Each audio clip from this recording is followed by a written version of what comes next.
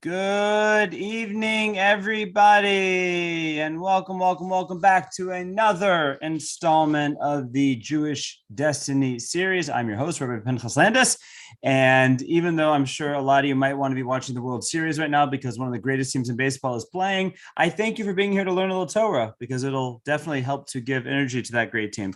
But anyways, I guess I'm showing my true Atlanta colors here. Thank you for joining us tonight, and I will ask before we begin that one of the best ways that we can spread what we're doing and get more people involved, to get more people interested, is through you, the people who are coming regularly, being our ambassadors and going out and telling people about this wacky rabbi who does this great history class on Wednesday nights. Excuse me. And through you sharing it with your friends, you can help us to bring more people in. So please, whether you're watching with us here on Zoom now, later on TorahAnytime.com, on Facebook, on YouTube, however you choose to watch it, we ask that you go out, share with a few friends, help us spread this further and wider. And with no further ado, we will jump right in. So we are right now in the midst of the beginnings of the Greek Empire, as we know it. At the end of last week's session, we knocked off Philip II of Macedon, who was the first one, seemingly in world history, to successfully unite the Greek city-states in any way, shape, or form to make them one united empire. He fought many battles against his challengers within the Greek Isles. He fought battles against Persia, getting Persia out of Macedon, where he was located, and he had big ambitions. He had big ambitions to go out and conquer the world and make the whole world Greece. There was only one problem. Before he got a chance to do anything other than unite Greece, before he got a chance to take his aspirations to the world, he died. Yep, I mean he was actually, we shouldn't say he. Whoops, sorry about that.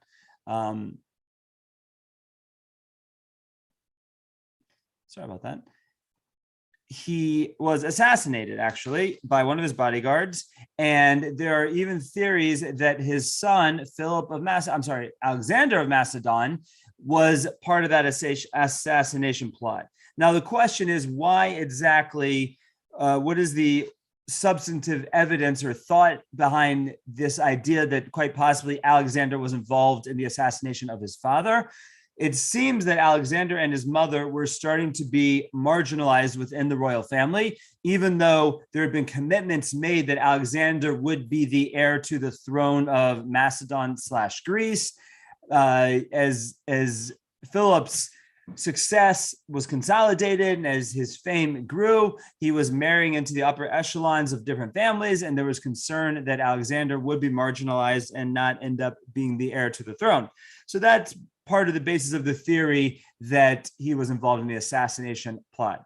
Be it as it may, what we do know is that after his father is assassinated, Alexander right away is given the crown, is given the throne, and takes over where his father left off. Now, at the time, Alexander was all of 20 years old, and he's only going to live for another 12 years. But in those 12 years, he is going to build, I believe, to date, the biggest empire. Maybe the Romans end up surpassing him, but at least to that point in history, the biggest empire ever built up until that point in history.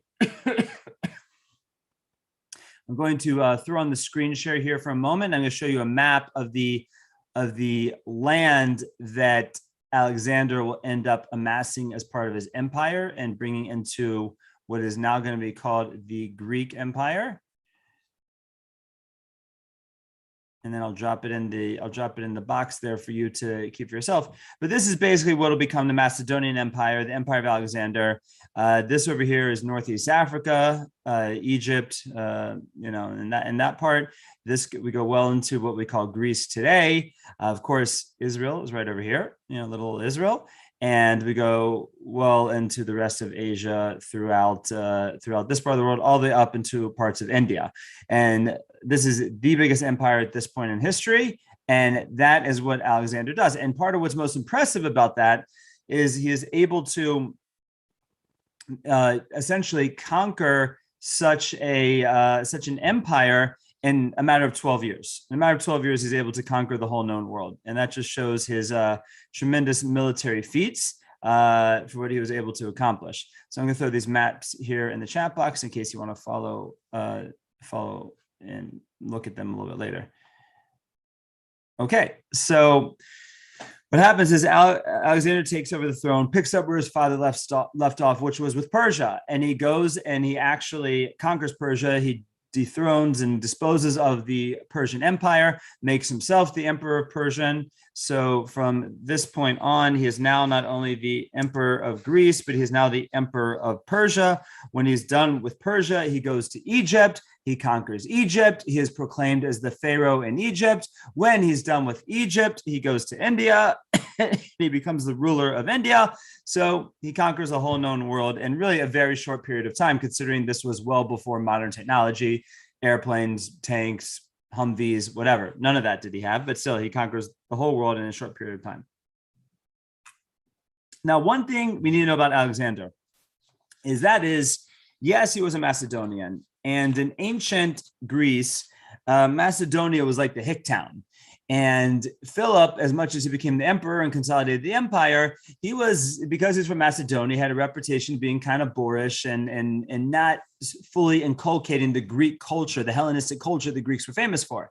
Now, he wanted to make sure that his heir would not be in that same situation. So he hires his son, a very special a very special teacher by the name of Aristotle. So Alexander the Great learns directly from Aristotle he learns Greek philosophy, he learns Hellenistic culture, and therefore, as he goes throughout the Greek Empire, with him comes Hellenism. So when he goes and takes over the Persian Empire, Persian culture is replaced by Hellenism. When he goes to Egypt, Egyptian culture is replaced by Hellenism. Now, yes, there are different theories that he does adapt along the way and take on certain theories and ideas and customs from the lands he conquers. But for the most part, this is where we see the concept of Hellenistic philosophy and Greek philosophy really spreading throughout the entire world. That happens at this time through this 12-year conquest of Alexander the Great. Now, at some point in this process, we have a very interesting situation. So I'm telling you that Alexander has successfully conquered Egypt. He successfully conquered Persia. He successfully conquered India. But what I haven't told you is that at some point he also has to deal with Israel. Now, if you look back at the map I gave you, he conquers the Egyptian Empire and the Persian Empire, and the land crossing between the Persian Empire and the Egyptian Empire was Israel. So at some point, either when he's, presumably, the year that we have in Jewish dates is, we're given the year 313 before the Common Era when this happens. So if Alexander assumes the throne somewhere around, no, that wouldn't work out year-wise. Okay, whatever, somewhere, I'm sorry, 335 is the year we're given. 335, the year that I put there's the year we're given for when this incident happens, when Alexander comes to Israel. And seemingly this is after he's conquered Persia on his way to Egypt. So what happens when Alexander comes to Israel? So there's a story told in the Talmud that at this point we have a man whose name is Shimon HaTzadik, Simon the Just, and it happens to be that my yeshiva in Israel, Yeshiva Sor Sameach, was on Rehov Shimon HaTzadik, was on Shimon HaTzadik Street, but he is known as the last of the men of the Great Assembly. In other words, he is known as the last of this body that we discussed last week. For whatever reason, the men of the Great Assembly is not a replenishing organization. They started off as 120, and when they dwindle down, they don't exist anymore, or at least they don't exist in the same role. So Shimon HaTzadik was the last of that original group. He is also the Kohen Gadol. He is also the high priest, and therefore he's the leader of the Jewish people at this time. And rumor has it that Alexander is on his way to Israel. Now, there's something else that has happened before he gets to Israel. And that is, we had mentioned before how the not so good Samaritans have been completely marginalized at this point by Darius II, by Nehemiah, by the Persian army, and they were not being welcomed to be part of this new fledgling piece of the empire. So when they see the new flavor on the block of Alexander, they see that this is finally their opportunity to get their land back. And what do? They go to Alexander and they say, Alexander, you overthrew the Persians. You're about to overthrow the Egyptians. You have these people in between, the Jews, and you know what? They're loyal Persians, and they're sitting on this little piece of land between the Persian Empire and between Egypt.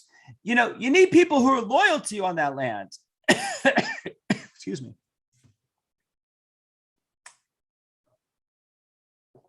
You need people who are loyal to you on that land. They're loyal to the Persians. We'll be loyal to you. And Alexander says, fine, you'll be loyal to me. Come on, let's go get rid of these Jews and I'll put you in their land. So the Samaritans, the not so good Samaritans, feel like they finally have their chance to get the upper hand on the Jews. So the Jews hear that Alexander's coming. They hear that he's been instigated by the Samaritans and they're petrified.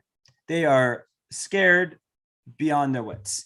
And they come to Shimon HaTzadik and they say, what do we do? He's coming. He's going to wipe us out. The Samaritans have told him who knows what. What are we going to do over here? And Shimon HaTzadik says, don't worry, leave it up to me. They said, but what are we going to do? No, just leave it up to me. So Shimon HaTzadik puts on the special vestments, the special garments of the high priest, and he goes out to meet Alexander with the whole Jewish people behind him, wait to see what happens. So Shimon HaTzadik goes out wearing the royal garments of the high priest, and in marches Alexander the Great on his horse. Now we're told that his horse was 6 feet tall, and he was 6 feet tall, and there's just this imposing scene. He's got his army, he's got the Samaritans, and Alexander comes in. He sees Shimon HaTzadik dressed in the robes. He dismounts from his horse, and he bows down to Shimon HaTzadik. To which point the Samaritans say, what are you doing? This is the bad guy. This is the one we told you about who's loyal to the Persians, not going to be loyal to you. These are the guys you got to get rid of. What are you doing bow down to this guy? At which point Alexander the Great says, every night before I go into battle, I have a dream. And in that dream, an angel comes to me. And that angel tells me that I'm going to be successful in the battle that I'm going to fight the next day. This man right here in front of us, he is the image of that angel in my dream. So therefore, he's my ally, and you, my friends, are my enemies. And he turns to the Jews and says, do what you want with these Samaritans. The land is yours. You're part of my country. Just pay your taxes and gehen Gesundheit, as they say in Yiddish. Go and do your thing. Now, what's interesting is, like many Talmudic stories, there's always part of the study of the Talmudic stories is to try and figure out how much is this a historical piece and how much of it is just to convey a lesson. But one thing we know for sure is historians in general are baffled by the fact that when Alexander the Great went to all these different parts of his conquering lands, that the land, for the most part, adopted Hellenism. But for whatever reason, we're going to see that Hellenism is going to make its way into Israel, but you definitely have the majority who remain loyal to Judaism. It's only through this slow assimilation that Hellenism actually comes in. So why is that? Why was Israel treated differently than every other part of the world that Alexander had conquered? And the story from our sages explains it, that there was a certain respect that Alexander had for the Jews, whether he had the dream, didn't have the dream, whatever it is, but certain amount of respect for the Jews, that he realized the Jews were going to be more allied to him than the Samaritans were, and therefore he left the Jews alone. Now, as a piece of as a sign of appreciation to Alexander, besides just paying him the taxes and all that stuff, they made a number of enactments within Israel to show that they were loyal to Alexander the Great. And one of the most famous of these enactments was every baby boy that was born that year, the year that Alexander takes over, was given the name Alexander. So if you ever met a Jew whose Jewish name, his Hebrew name, really his Greek name, but his Jewish name is Alexander, well, this is how he got it. He was given the name in appreciation of the fact that Alexander let them remain a peaceful vassal state. And I have many friends with the name Alexander. For those of you here in Cleveland, Rabbi, the rabbi of Zichron Chaim is Rabbi Alexander Charlap, and I have a friend Sender Stoll. Again, Sender's the nickname for Alexander, but this is a very common Jewish name. And if someone has the name Alexander, Sender, same name, they're named after someone who's named after someone who's named after someone who's named after Alexander the Great, and that is how Alexander becomes a Jewish name. Now, there's only one problem. If you can name your kid Alexander, then you can also name him Aristobulus and Antignos and Horcanus and Socrates and Aristotle, Plato. You can, once you're given the name Alexander, why do we stop there with Greek names? And that's why we see that from this point, really until the end of the Greek influence on Israel, there's going to be many Jews and many famous rabbis who are going to be given Greek names because it becomes normal at this point to have a Greek name. Now, you might say, wait, that's crazy. Why are Jews giving their kids Greek names? And to which we can ask the simple question, well, why in America do Jews give their kids English names? Why? So I think if we answer that question, we'll understand why Jews want to give their kids Greek names.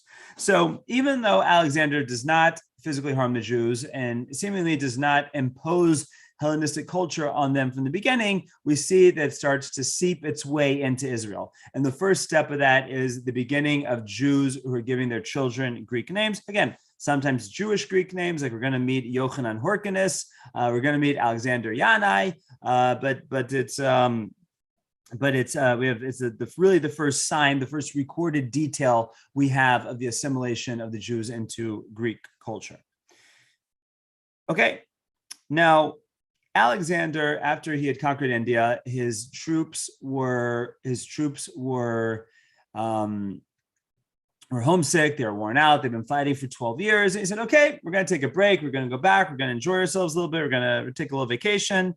And he goes back and claims his place in the palace of Nebuchadnezzar, the palace of Nebuchadnezzar. And he has the misfortune of dying at the age of 32 when he's taking his vacation from his conquest. Now, there's all kinds of theories as to how exactly he died. Most theories are just some sort of stomach ailment from a food he was given, some sort of food poisoning, not intentional. But there are theories that assassination through food was very common in those days, that it might have been premeditated and it might have been directed. But be it as it may, he dies at the age of 32.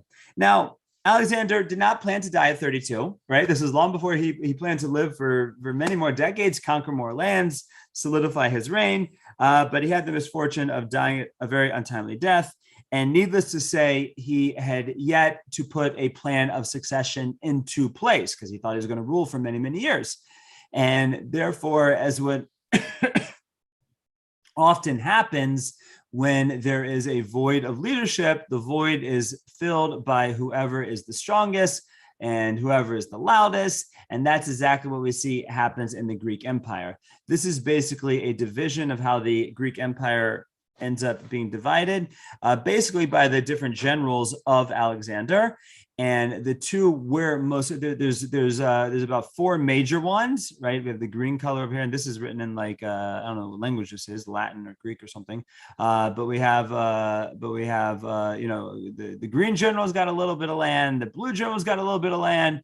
This red guy's got a tiny bit, the purple guy over here has got a little bit. But the two ones that we're most concerned with are specifically, well, if we're looking at the map. Let me get my handy dandy pencil out here. If we're looking at the map, this is the land of Israel.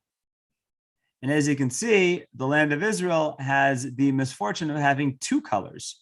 And because it is basically the line of skirmish between this part of the empire, which is Egypt, and this whole chunk of the empire, which is referred to as the Syrian Greek Empire, because the capital is in Damascus in Syria. The Egyptian empire down here is ruled by a general by the name of Ptolemy. Now, Ptolemy was probably more of a name like Pharaoh at that point, but it's called the Ptolemaic Empire. That's spelled with a Ptolemy. And this big yellow landmass over here is ruled by the general Seleucus, and therefore is referred to as the Seleucid Empire.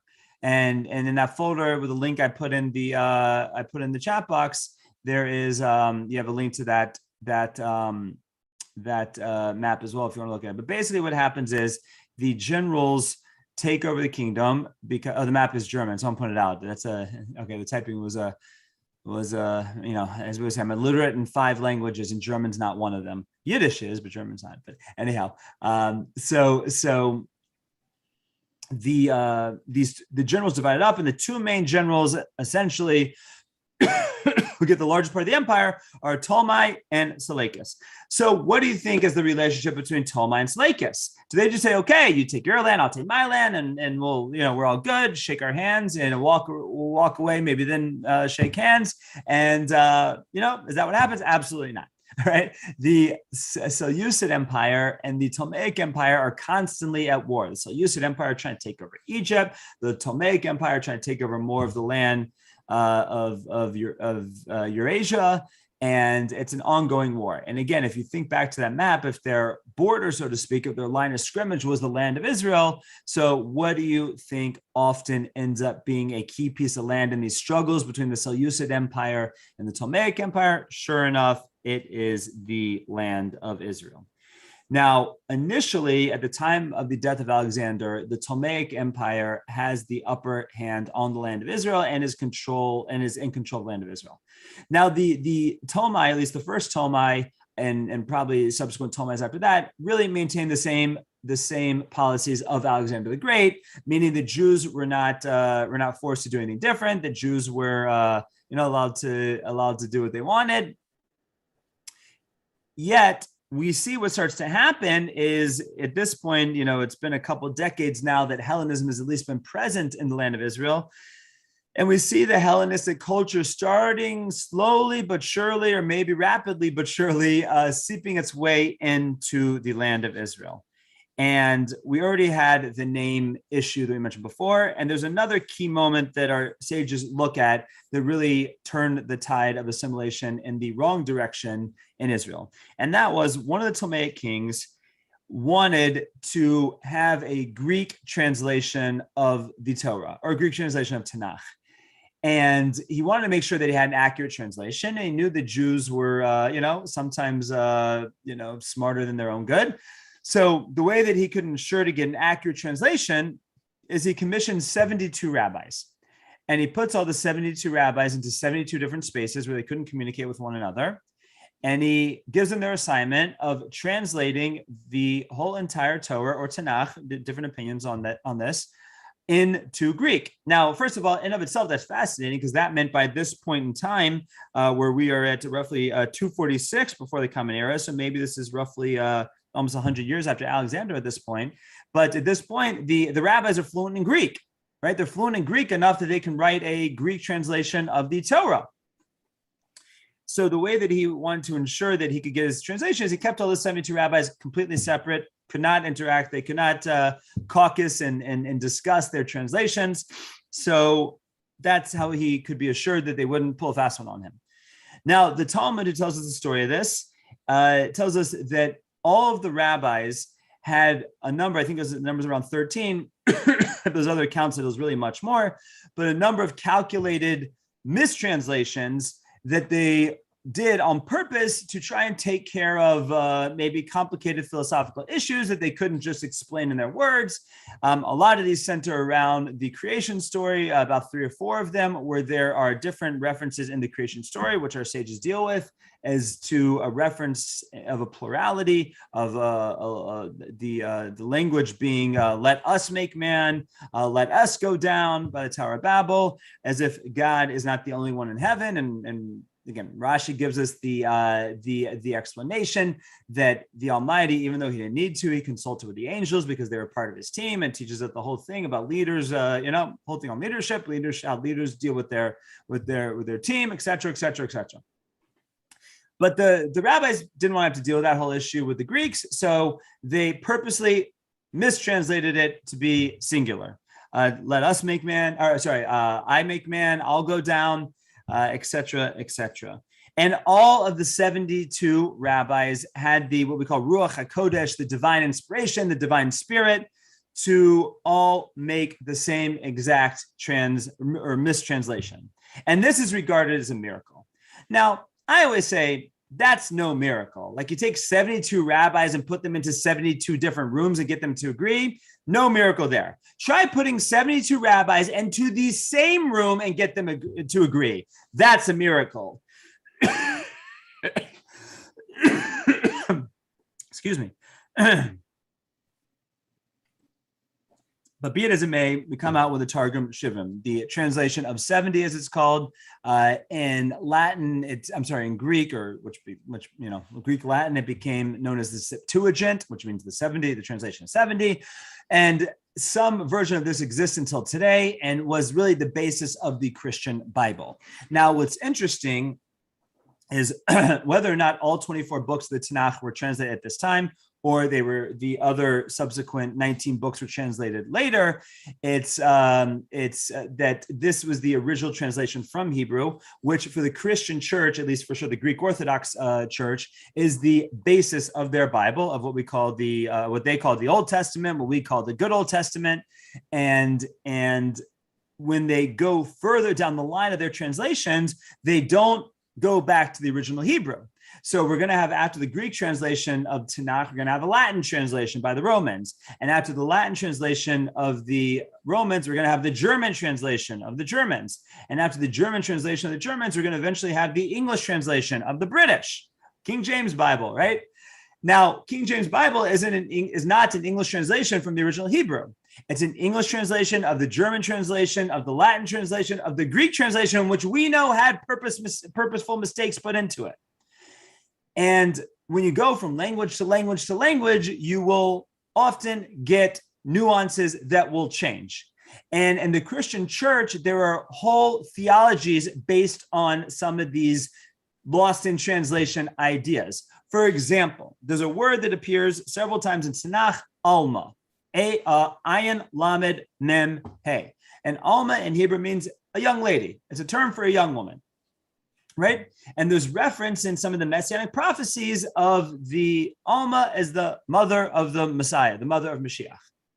Now, from what I understand, now I don't speak Greek, it's all Greek to me, but apparently in Greek, the word that was used to translate Alma could mean young lady, but could also mean virgin. And then when the Latin translators come along and translate from the Greek, they choose the word virgin as their translation, and hence you have the basis for the Christian theology of the Virgin Mary. So it, so to speak, all starts at this place, at this point in history. But and nowadays, I believe that even amongst the other religions, amongst the different, for sure in the Protestant religions, they've made, I forget what they call it, but I think the New Hebrew Translation or something like that, where they have gone back to the original Hebrew and made their own attempts at translations. But at least for many, many years, many centuries, really, it was just that chain of translation. And therefore, there were many ideas that got lost in translation, so to speak. Okay, now, even though there's this miracle of all the rabbis agreeing at the time of the translation, the miracles are celebrated, but the day is really remembered as a dark day. The day that is recorded as when this translation was delivered to King Ptolemy was the 8th day of the month of Teves. And for us, the 10th day of the month of Teves is a fast day. We talked about before. That was the day that Nebuchadnezzar laid siege to Jerusalem at the time of the destruction of the first temple. But we lump other tragedies of the time together. And therefore, when we get to the fast of the 10th of Teves, which is in about 5 or 6 weeks' time from today, one of the things we fast for is this Targum Shivim, this translation of 70, because our rabbis do look at it as a dark day. Now, why? What's the problem with it? seems pretty good. Like it was the original Art Scroll, right? And what's wrong with Art Scroll? Art Scroll takes all our many myriads of Hebrew manuscripts and translates them into English with a nice commentary, and it's easy to understand. And they've translated the Talmud, both the Babylonian and the Jerusalem Talmud, and they translated the Midrashim, and now they're translating the Tosfos commentary. Like, it's one of the greatest tools for Jewish learning that is out there today. It's one of the most really, really game-changing companies in the past 50 years. So we celebrate Art Scroll, but what was wrong with the Septuagint that we mourn the Septuagint? The answer is because our rabbis saw that this was another very large leap down that dark road of assimilation. Because yes, as I mentioned before, we had at least 72 rabbis who were fluent in Greek to write this translation, but the populace was probably not yet fluent in Greek. But now that they had their Torah and the whole Tanakh in a Greek translation, then that could serve as a dictionary, if you will, as a way for them to learn Greek. And therefore, once let's face it, it's very hard to assimilate into a culture when you don't know the language. But once you know the language, it's much, much, much easier. I mean, we see this with immigrants today, that many immigrant communities keep to themselves, and part of it is the language barrier. And if not the language barrier, it's the accents. But then you have the second generation that's born here that often, is ready to quote unquote fully assimilate into the culture. So this Targum Shivim, the Septuagint, is seen as a tool to help the Jews of Israel at that time to assimilate into Greek culture. And at this point, it's really just a downward spiral of the influence of Hellenism coming into the land of Israel. And we start to hear stories of gymnasiums opening up in Israel, Greek gymnasiums and Greek theaters. And they start to, wear togas and listen to Yanni music and eat gyros instead of shawarma. And the whole country becomes Greek. And slowly but surely, the Jews are enamored with Hellenism, and they embrace Hellenism. And it wasn't necessarily like we're going to see in many latter generations. For example, when you get to German Jewry and Shamshon Raphael Hirsch, where Shamshon Raphael Hirsch figures out a way to deal with German intellectualism together with Judaism and to synthesize both. That's not what was going on in Israel at the time. The Jews that were embracing Hellenism were at the same time rejecting Judaism. And there's even a surgical process that the Talmud talks about, and that is that if you were to participate in the Greek gymnasiums, what was the uniform that people wore in the Greek gymnasium? What was the uniform they wore? Their birthday suit, right? They didn't wear a uniform. And therefore, for the Hellenized Jews, they didn't, if they have to show up in the gymnasium in the birthday suit, they didn't want it to be so obvious. But as we all know, a Jewish male in his birthday suit, it's very obvious that he's Jewish. And so they came up with at the time a surgical procedure referred to as moshech arlo, which means to essentially stretch out the foreskin. And it was I don't want to get too much in the gory details, but a surgical process to basically try and restretch the skin over the male member to make it look like he was not circumcised when he would go into the Greek stadium, the Greek gymnasium, in his birthday suit. So that was how bad the assimilation had gotten at that point. And this whole time, this is when the Ptolemaic Empire is in charge of the country. Now, somewhere around 231 before the Common Era, the Seleucid Empire gets the upper hand over the Ptolemaic Empire and makes their way into Israel, conquers Israel, and uses Israel as a springboard to try and conquer Egypt, the Egyptian part of the empire. Now, the Seleucids were much more aggressive at this point. As you can probably guess by the map that we saw, they had much more land, which probably means they're more aggressive in getting that land, and they were. And they take up residence in Israel to wage war against the Egyptian Greek Empire, the Ptolemaic Greek Empire, and they force the local residents of Israel to house them. They force the local residents of Israel to feed them. Needless to say, the Seleucid Empire is not very welcome in the land of Israel. So the Seleucid Empire was stronger. They had numbers on their side, they had technique on their side, they had resources on their side, but for some reason they kept having difficulty in their attempted conquest of the land of Israel. I'm sorry, of the land of the Egyptian Empire. So eventually, what do you do when you should on paper be successful in war, but practically you're not being successful in war? What do? You look for a scapegoat. And who's the best scapegoat on the map of world history? None other than their host, the Jewish people.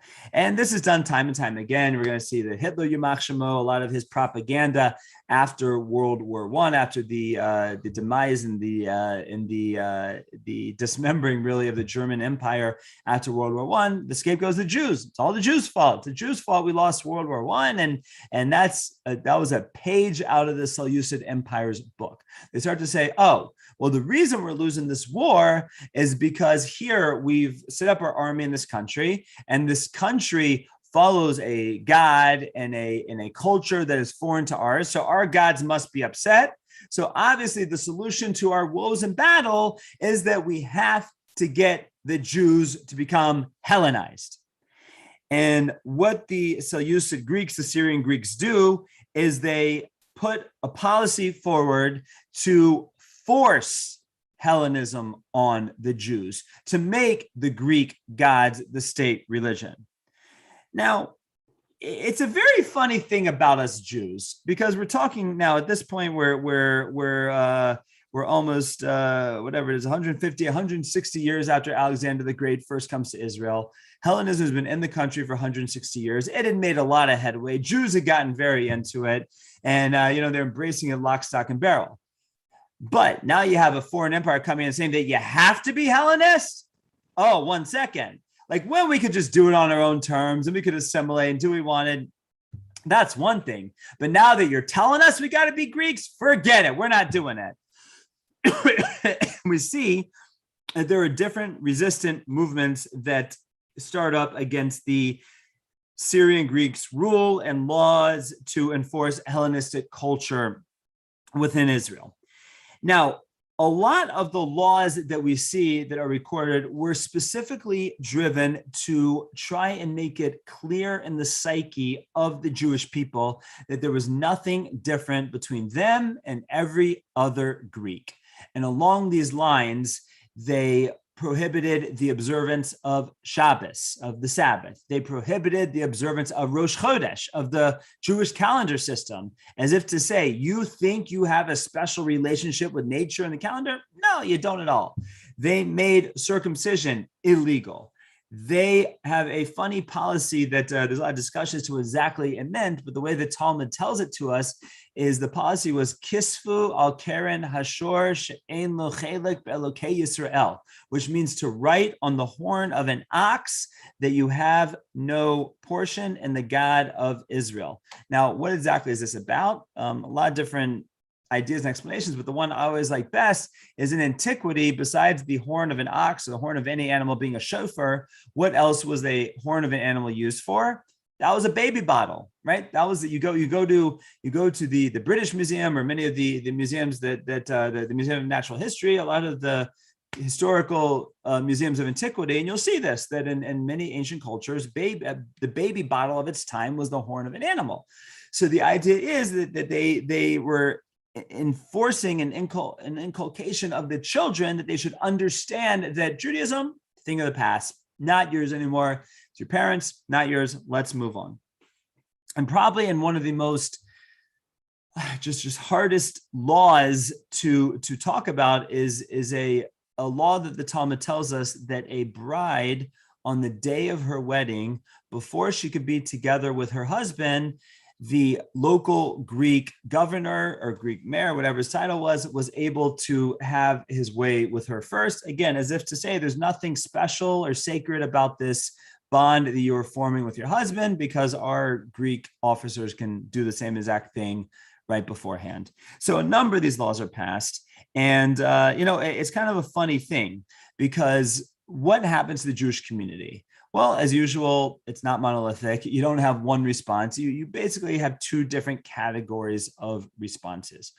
One response was those people who had already become Hellenized, and they welcome this. It's a funny thing about and this is repeated itself time and time again throughout Jewish history. There's a funny thing about the assimilated Jew. The assimilated, not again painting broad strokes here, but quite often assimilated Jews just cannot stand seeing religious Jews. It drives them crazy, whether it makes them feel guilty or whether they're just upset that they didn't assimilate like them. Whatever we could psychoanalyze the situation, but be it as it may, secular Jews quite often are not fans of religious Jews, and unfortunately, it probably goes the other way as well. Don't get me wrong, but you'll see that quite often when a secular Jewish society can get the upper hand over religious society, and we'll see this time and time again throughout history, they'll try and force their values on the Jews trying to remain true to Judaism. And one case in point that I always like to mention is it's a funny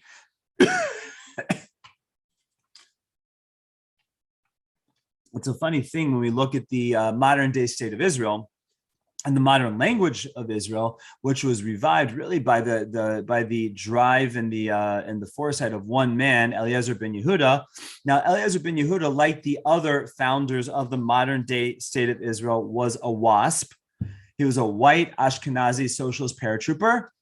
I got it right this time, right? He was. They were all Ashkenazim. The founders of the state of Israel were all Eastern European Jews. Were all from Poland and Russia, and every single one was Ashkenazim. And in fact, one of the blemishes really on the modern state of Israel is the Sephardic community as they start to immigrate after they were kicked out of the Sephardic countries after the War of Independence, is they're really treated as second-class citizens in the state of Israel.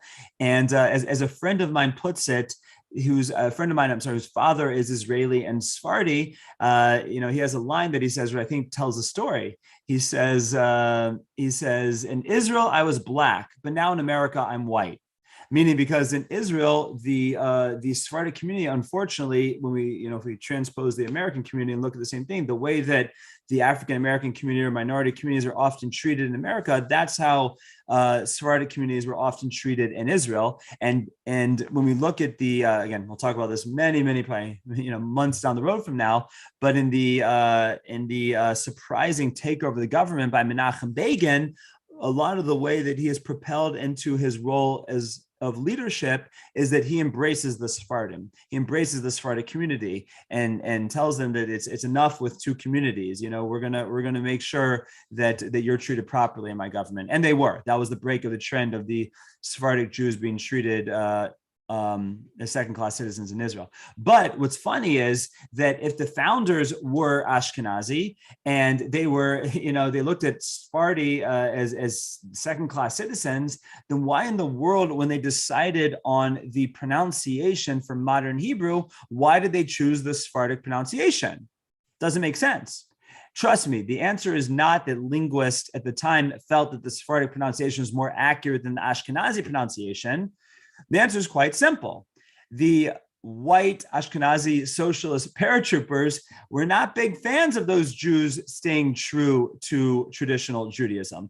And their hope was that in the new modern state of Israel, that they would become assimilated into the new culture they were building and into the new semi-socialist culture they were building with the kibbutz and no more religion. And that was something for Europe. And we're going to leave the kaputa and the long coat and the shtreimel and the black hats and the beards and the payas. We're going to leave that behind in Europe. And in an effort to do that, the language we're going to speak is not only going to be Hebrew instead of Yiddish, because again, Ashkenazim, they all spoke Yiddish. Their language of choice was Yiddish. We're not going to speak Yiddish. We're going to speak Hebrew. And not only are we going to speak Hebrew, but we're going to speak Hebrew with a Sephardi pronunciation, to make it very clear that we're done with traditional Judaism, right? So that's a trend we've seen time and time again with Jew against Jew, so to speak. And so in this situation now in Israel in the 2nd century BCE, they were going to see the Seleucid Empire and the Greeks are one problem, but those Hellenized Jews, what we in Hebrew call misyavnim, Yavan is the Hebrew word for Greece. So the misyavnim means Hellenized Jews in Hebrew, that the Hellenized Jews are going to quite often do the dirty work for the Greeks, for the Seleucid Greeks. And so in many ways, as we're painting the picture building up to the Hanukkah story, which we'll talk more about next week, a lot of the Hanukkah story was Jew against Jew. It was a civil war. It was the religious fanatics represented by those who did not want to give up traditional Judaism going against the secular Hellenized Jews who wanted to just forget about Judaism and be Greek. And that was really the core of the situation of the war. So those are really our two major classes. We have the Jews who want to remain true to traditional Judaism, and we have the Jews who are perfectly fine becoming Greek and forgetting about traditional Judaism. Now, what happens to those Jews who want to remain true to Judaism? Well, obviously, if the law of the land is Hellenism, and things like circumcision, keeping the Sabbath, keeping the Jewish calendar, studying Torah are all illegal on pain of death, then how in the world are these traditional Jews going to continue to be traditional? Well, they've got to do it in hiding.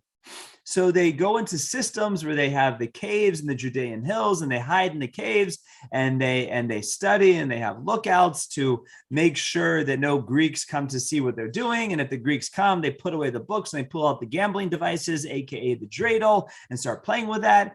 And I know some yeshivas nowadays where it's the opposite, right? They're gambling, and then when the rabbi comes, they pull out the books. But that's what they do. They got to hide out. They have to hide their practice. They have to kind of pretend to be Greek on the outside, and their Judaism practice goes underground, goes hidden to try and maintain the religion. Now, in antiquity, think about what we've talked about so far. In these very short swaths of time, we have empires changing hands very quickly in a few decades. And that's even quick for us, but like in antiquity, that was super quick.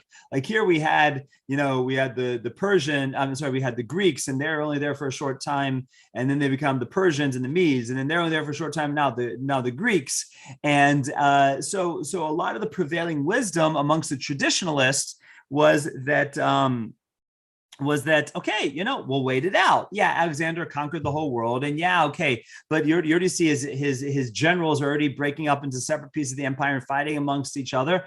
We'll wait this one out. Maybe the Ptolemaic Empire will get the upper hand. Maybe someone else will come along. We'll wait it out, and then hopefully we can get back to our Jewish practice and be done with these terrible laws and decrees that are being forced against us.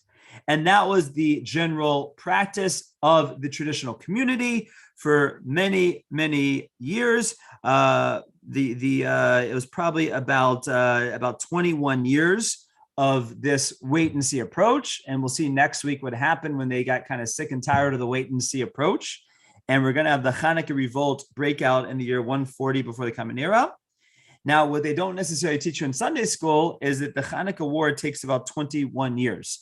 Now, we'll talk about more next week, but a lot of the important events happen in the beginning, but it's a 21-year process, a 21-year war before we see the Greeks fully kicked out of the land of Israel.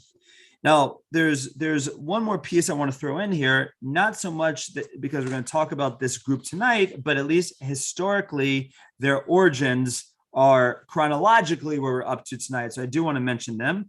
And that is that around the year 231 before the Common Era, so roughly 70 years or so before this time period we're talking about of the Greek War, the Greek Revolt, the struggle in Israel, we have a rabbi who passes away by the name of Antignos Ish Socho. Total Greek name, right? Like I said, rabbis even have the Greek names, total Greek name. Now, why is Antignos Ish Socho significant to us?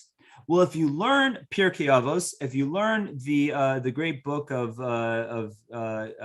Ethics of Our Fathers, the book of the Mishnah, you will come across in the first chapter Rabbi Antignos Ish Socho, who will give us a statement. And the statement that he gives us is Al tiyu ke'avadim Hamishamshin es harav al manas l'kabel pras, that you should not be like a servant who only serves his king for the gain, for the reward that he will get for serving the king. Rather, we should be like servants who serve the king, not in anticipation of or on condition of being rewarded. That's the teaching in Pirkei Avos of Antignos Ish Socho. Now, the commentaries tell us that Antignos had two students who didn't grasp this concept. One's name was Tzadok, and one's name was Baitus. They understood what their rabbi was saying when Antignos Ish Socho was teaching them was that don't serve the Almighty for the purpose of trying to gain a reward, because there is no reward. There is no world to come. This world, what you see is what you get. Similar to last week, we talked about the Epicureans and Apicorsis. Eat, drink, and be merry, for tomorrow we die. And that is what Sadok and Baitus understood from their rabbi. He passes away in 231, but we see that his students basically leave the fold, if you will.